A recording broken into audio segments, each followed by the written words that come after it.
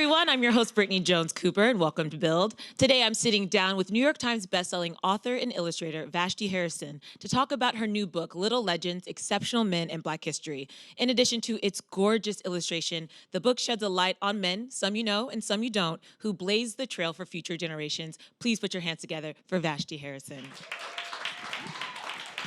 Hi. Hi, how's it going? Good, how are you? Good, thanks for having me. Yeah, here. it kind of feels like a Tuesday, you know what I mean? Yeah. Yeah. I mean, Tuesdays are big days in the book world, so it feels good. Right, but I was gonna say, like, just having this book, and I'm not even being cheesy, I got through half of it last night, and then this morning I finished it. I love it so much, and I've seen your previous books, which covered women in history and leaders in history, so why did you want to do Exceptional Men in Black History? Pretty much since the first day that I announced that the first book, Little Leaders, Bold Women in Black History, was coming out, people asked me right away, so when's the one for boys coming out? And my answer was always, well, this book is for boys. Little Leaders is for boys. It's for everybody. Inside are the stories of incredible, exceptional people that will inspire you. But I heard them. I heard what they were saying. They were saying that, little black boys want to see themselves reflected in these books in the way that I treated little leaders. So that was kind of weighing on me for a while. I didn't think I was the right person to write that book because Little Leaders was such a personal book for me. I was thinking about my younger self, the things that would have been useful or exciting for me as a young person, as a shy little girl sitting in the corner drawing. And so after writing the second book and learning about all these people from different parts of the world and different experiences, I feel like I grew as an author and sort of talked to a friend of mine, Kwesi Johnson, who helped me write the book, about his process or, his experience of raising a black son in America. And I thought, I really want to be able to provide this perspective, but, through the lens of, the love and the care and the kindness that I gave to little leaders. So I feel excited that this book is here, although a couple of years ago I wouldn't have thought I could do it. You did such a great job. I mean, what was the process for selecting which men that you wanted to profile? Yeah, it was a little tough. I mean, there many. are so many people that could have gone into the book. The initial list was over 100 people. How many ended up in the book? 35 full bios and then 18 short mini bios. It was tough, but in the end, the thing that I wanted to incorporate into Little Leaders, I brought into Little Legends as well. So I really wanted to create this really diverse list of fields of study, just to showcase, like, yeah, we have our doctors and our lawyers, but we also have engineers and astronauts and artists and aviators. Because there's a question that lots of adults ask little kids, and I didn't really love this question when I got asked it, and it bums me out that that's the first thing we ask kids. What do you want to be when you grow up? And I didn't know, and I don't want them to have to know. If they do, that's so great, but I also want them to know it's cool if you don't. Like, it's perfectly fine to try out lots of different things, make a lot of mistakes. And I wanted to fill them with the knowledge of all these different people and experiences and paths and fields of study so that when they are ready to answer that question, they'll already know about all these cool people that came before them. And I do love how diverse the selection is. Like you mentioned, all different professional lives, but also there's LGBTQ figures. Mm-hmm. There's people all across the African diaspora from different countries. So how intentional was that, just to make sure you included like the most full-rounded experience you could? Yeah, I mean, there were some big names that I left off the main list. I sort of felt like there are lots of books where you can see those stories. So here's an opportunity to showcase the stories that have been kind of left out of the mainstream. And I wanted it to feel like a story that anybody from around the world could approach. My first book was inspired by Black History Month. It started as a drawing challenge for myself to post a drawing of a black woman in American history every day for the month of Black History Month. And so that had this kind of structure of being an American book. And since having written the second one, I really wanted to make sure I included people from around the world in this one. So cool. I want to bring up some of the illustrations. The first one is Bass Reeves, who I Yeah. heard is one man that you really are impressed by and like to talk about. Why is he specifically somebody that you love profiling? It's, Also, I mean, just can we take a minute? yeah. These are the illustrations, guys. I had so much fun They're drawing this so one. cute. He's such a it's such a cool story, and I think that if I had known stories like this, if I had heard something like this during Black History Month, it would have been so exciting. I personally never cared much for the Old West. I never watched a Western until I went to college or grad school. But it's such a cool story. So Bass Reeves was one of the first Black U.S. deputy marshals. He was this incredible guy. He was formerly enslaved. He was born enslaved, but he was allowed to learn how to shoot a gun, and he was really good. So good that he was like barred from competition. When he was a young man, the Civil War was happening, and his slave owner took him to war with him, and he actually escaped during the middle of the war, and he went into Indian Territory, which is present-day Oklahoma, and hid out until the end of the war. And during that time, he learned the tradition and languages of the Seminole, the Creek, and the Cherokee. And after the war, in Indian Territory, the Indian courts didn't have jurisdiction over U.S. citizens, so a lot of bad guys, criminals, would go hide out in Indian Territory, and so it was the job of the deputy marshals and the job of the marshals and the deputy marshals to go in and catch them.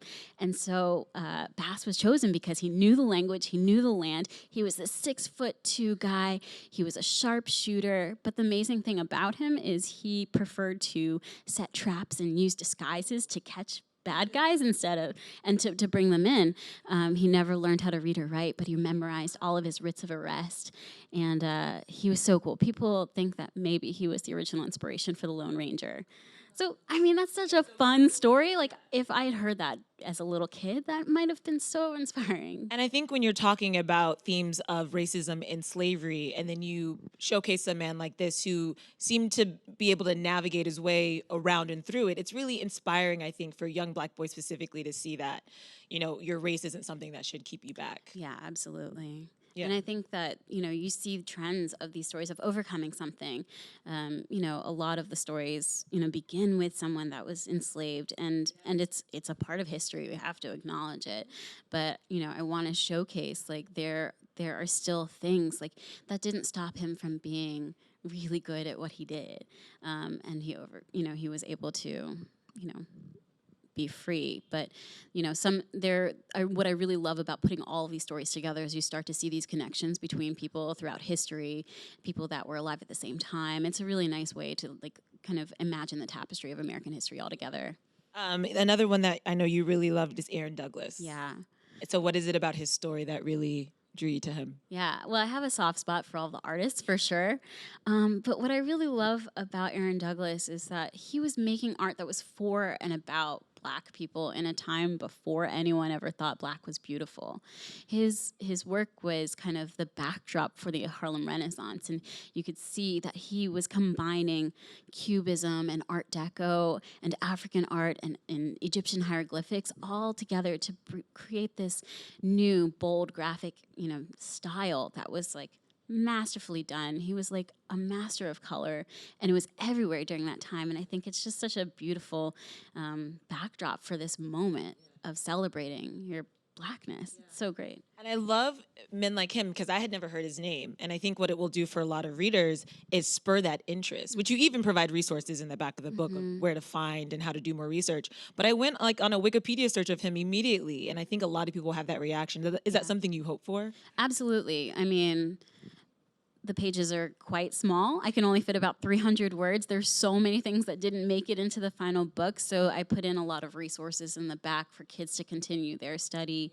I put in a page where they could draw their own little leader or little legend if they like, because I hope that this is just going to pique their interest and get them excited about something new, because the magic will continue off the page, I hope. And then one last man I wanted to bring up is Prince, because this illustration I want in a frame on my wall. How much fun did you have creating these men and how to like style them and dress them? Yeah, I mean the thing that I love about using this character, I imagine it as like a little kid dressing up as these famous people. So I try to imagine if this kid were the best cosplayer, they would have the exact shoes, they would have the right guitar, and so I try to figure out what key features could I use to make this really look like Prince. It works better with some people than others, and Prince was kind of an easy one because the hair and the mustache and the clothes for sure. But it's always a fun kind of challenge to figure out how to do it right. What is your process? I saw this really amazing profile of you in the New York Times where you brought them into your apartment and you showed how you worked. I thought that was so cool.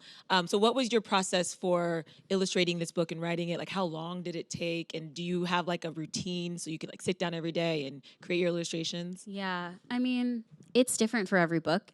This is my third nonfiction book like this, so I kind of get the general idea of how my process is pretty fixed at this point. I like to just read as much as I can and absorb as much of the content as I can, and I sketch a few things out here and there, but I do all of the writing first and then all of the art after that.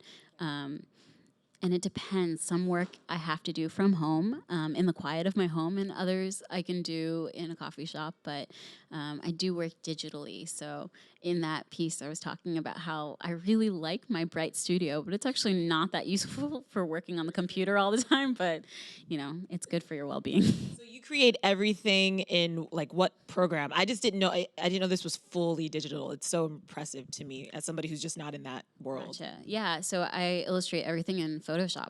I often do a lot of sketches just by hand with traditional materials, but in the end, every book that I've done has been digital, and so I do it all in Photoshop.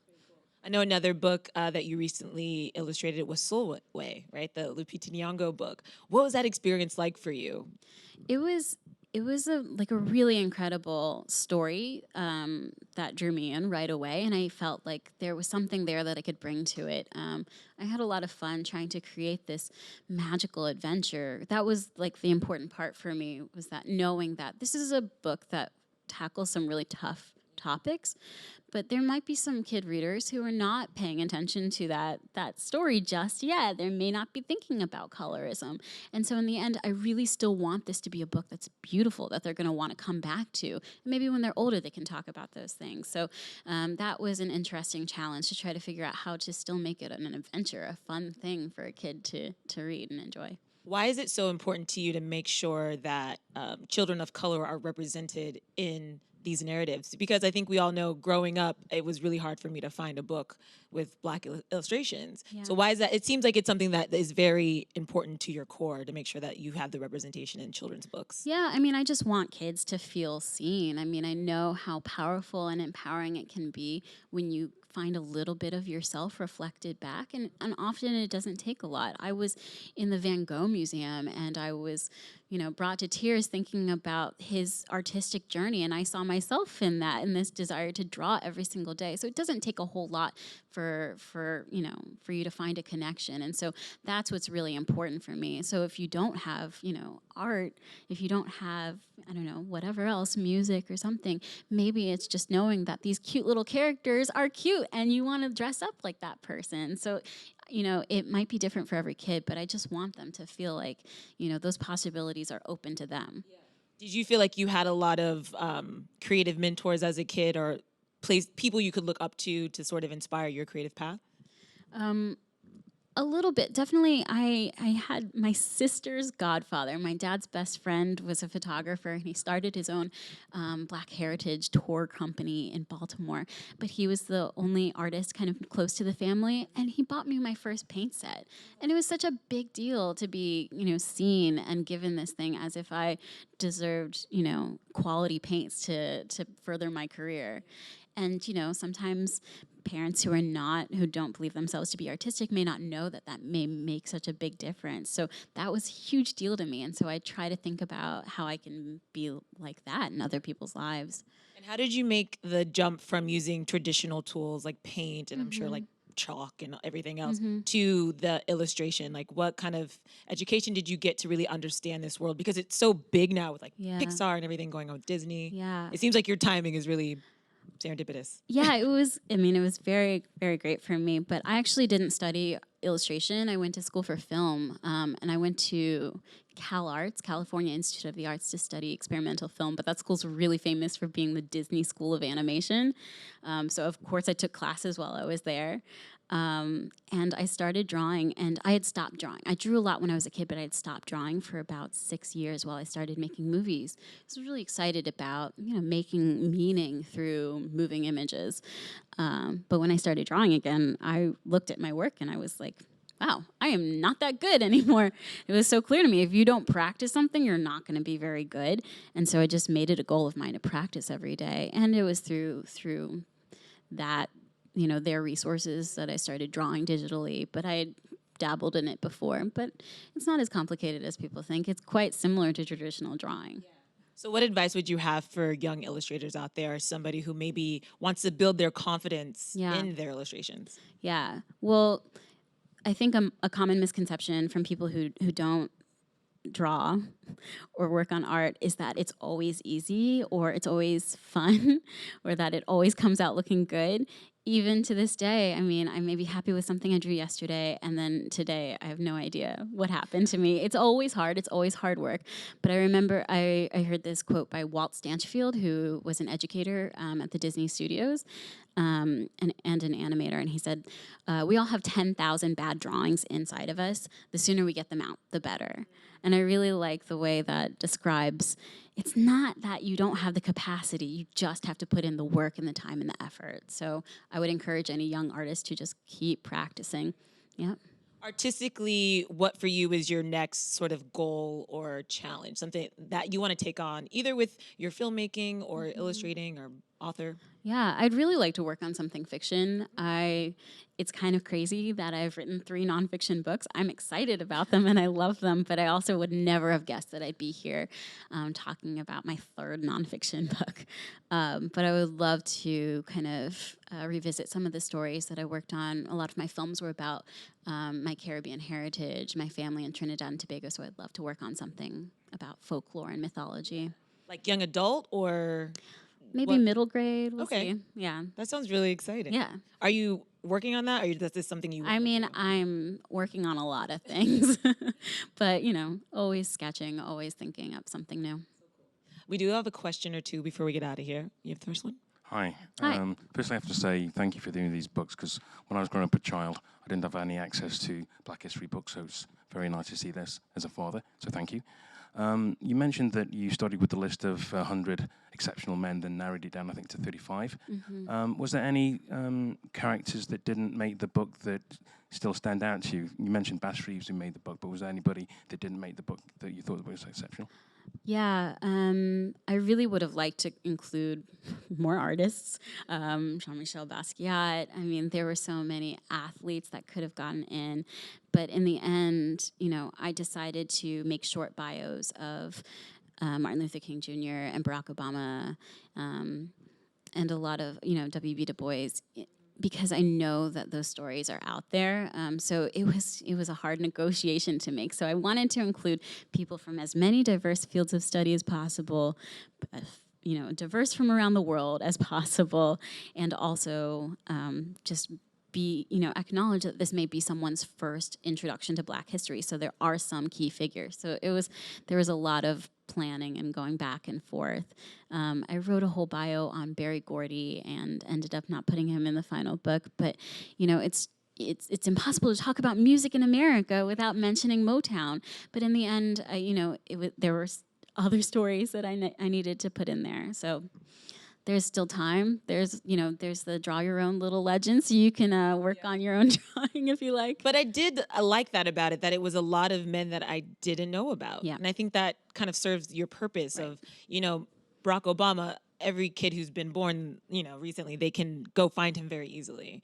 But like you said, some of the deputy sheriff and all of that, you would never hear about these guys. Yeah. We do have one more question. Hi. Hi. I was wondering, so when you're going about writing these brief descriptions of these figures with this expansive history and iconography to them, how do you go about communicating the essence of that icon to a younger audience? Yeah, that's tough. I mean, one thing that's really important for the way that I write my bios is I try to incorporate a little bit of that person's childhood to start with as an entry point for the kid reader, and then go into their history, and then end with their legacy. And I hope that that's enough to get them inspired. You know, I try to end with a little bit of, you know, that general essence of who they were and who they are to the world. But again, there are lots of resources for kids to continue their research if they really like somebody, but it's tough. There's so many cool I things think to you say. did a great job. Thank you. Everybody in the audience did get a copy of this book, which thank you for bringing those. And I know that I have several little people in my life who will be getting this for Christmas. If you guys want your own copies, you can go pick them up. They're available wherever books are sold. And put your hands together for Vashti Harrison. Thank you.